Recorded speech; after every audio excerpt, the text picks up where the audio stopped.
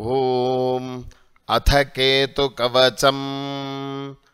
ॐ अस्य श्रीकेतुकवचमहामन्त्रस्य पुरन्दर ऋषिः अनुष्टुप् छन्दः केतुग्रहो देवता।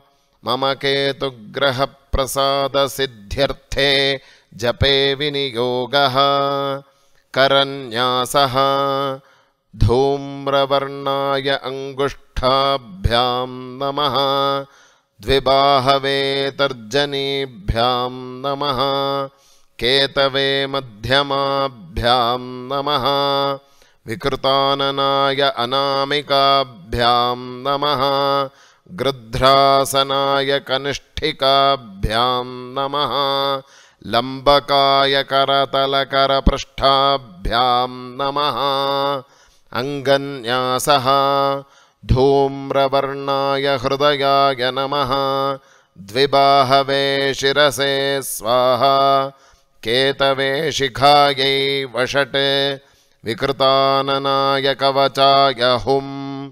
गृध्रासनाय नेत्रत्रयाय वौषट्। लम्बकाय अस्त्राय फट्। भूर्भुवः स्वरोमिति दिग्बन्धः।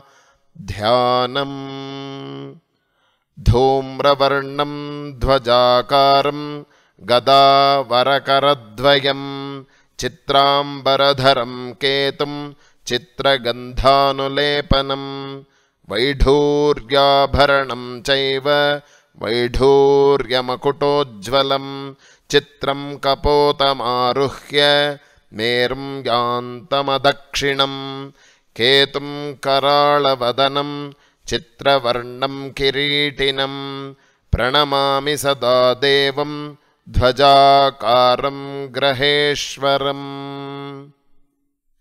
अथ कवचम्। चित्रवर्णः शिरः पातु फालं मे धूम्रवर्णकः। पातु नेत्रे पिङ्गलाक्षश्रुती मे रक्तलोचनः।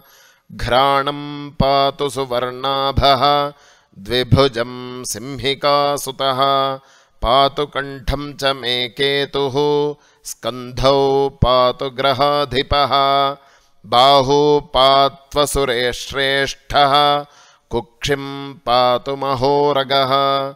सिंहासनः कटिं पातु मध्यं पातु महासुरः। ऊरू पातु महाशीर्षो जानुनी च प्रकोपनः। पातु पादौ च मे रौद्रः सर्वाङ्गं रविमर्दकः। फलश्रुतिः य इदं कवचं केतोः सर्वरोगनिवारणं भक्तियुक्तः पठेन्नित्यं सर्वदुःखैः समुच्यते। इति श्रीपद्मपुराणे केतुकवचं सम्पूर्णम्।